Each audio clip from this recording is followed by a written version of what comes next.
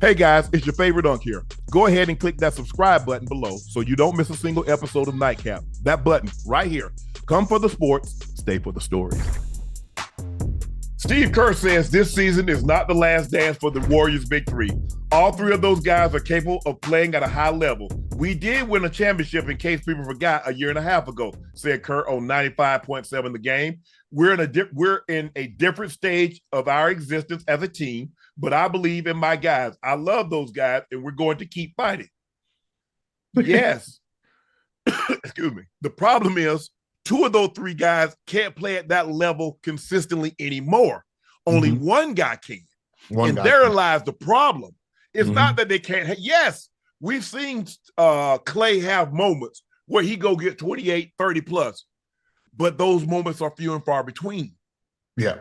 Like that's the issue that they're having, Gil.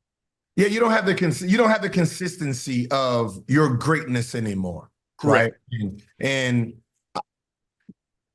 his speech is more loyalty than it is reality, right? This is loyalty talk, not reality talk, right? You have one player that's great, and then you have your second best players playing.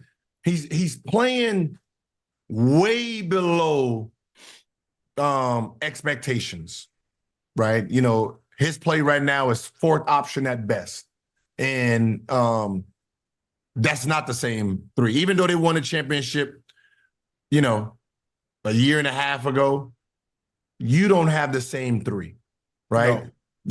You know, Draymond is winding down, but just like anything, Draymond's presence is with greatness. When you're not playing great, he looks crazy. Yes. Right? You know, when you're playing great, he's the perfect guy for greatness. When Dennis Rodman is winning championships, he is great. You start putting him on bad teams, and he's taking his shoes. He's taking his shoes off, and laying down on the sideline. Get his ass up on out of here, right? And that's where this team is. And what I would tell Steve Kerr, okay, you won a championship a year and a half ago. Is Klay playing at that level a year and a half ago? No. Nope. Is Andrew Wiggins playing at that level? Now Andrew Wiggins is on the bench, so he's not playing at that level. Is Draymond playing at that level? Draymond just missed 16 games, so he's not playing at that level. So although what you're saying is absolutely correct, you did win a championship a year and a half ago, but tell me other than Steph Curry, who's playing at that level that you won that championship? Zero. And that's the problem. You know, it's the hope. Like, I guess as a coach, as a player, you appreciate this.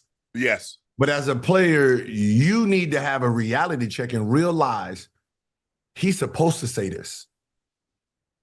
He's supposed to say this. What was he supposed to say? Oh, yeah, you know, these guys are playing like this. He's supposed to sound like us? No. So as a player, you need to understand that what he's saying isn't reality, and my ass is about to be up out of here.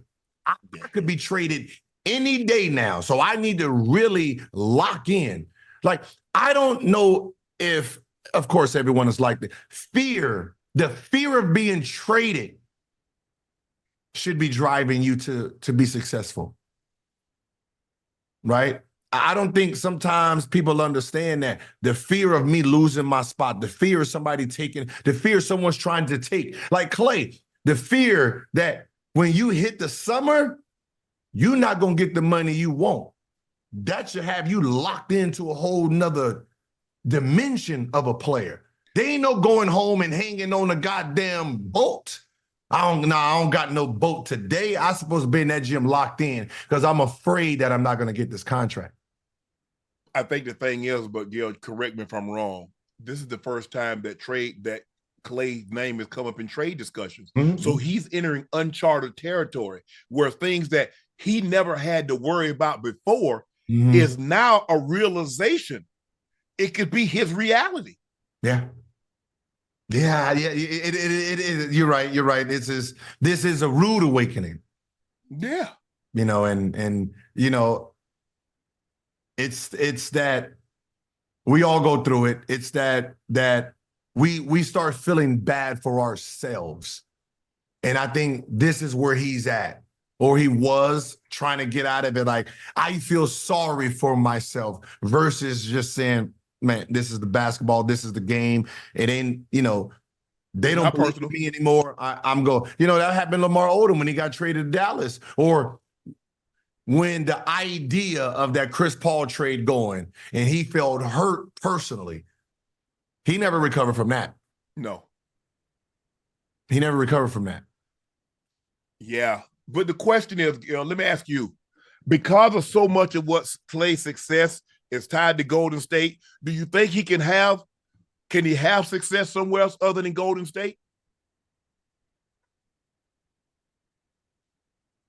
Well, let me tell you this right now. Uh-oh. If you Steve Kerr, and this is your legacy, right? Championships, right? Winning pedigree. Do you have room to lose? See, that's what happened with Phil Jackson. You start getting some losing teams, they want your ass out of there. Right? Because just like Russell and his triple-double, we expect something with that resume. So you don't have no room to come in here and start from the beginning, right? Because when you started the first time, y'all played like this, and then y'all was championship ready. We expecting the same thing over here when I trade for you, which is not fair, not reality. So his best bet is the loyalty from Golden State, like it's been Pop this whole time. See, before, if Pop went somewhere else after San Antonio, he would have already been fired again. Yes.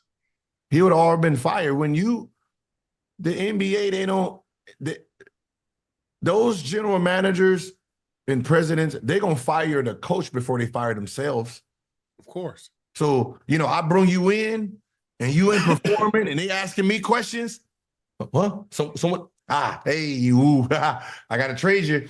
I got to fire you because I'm not going to fire myself for the food that I brung you. Right. And that's most GMs are scapegoating the coaches themselves. So how much Steve Kerr said this is not the last dance for the big three, or the Warriors' big three. So do you see a scenario in which this team is together, Draymond, Klay, Steph, next season?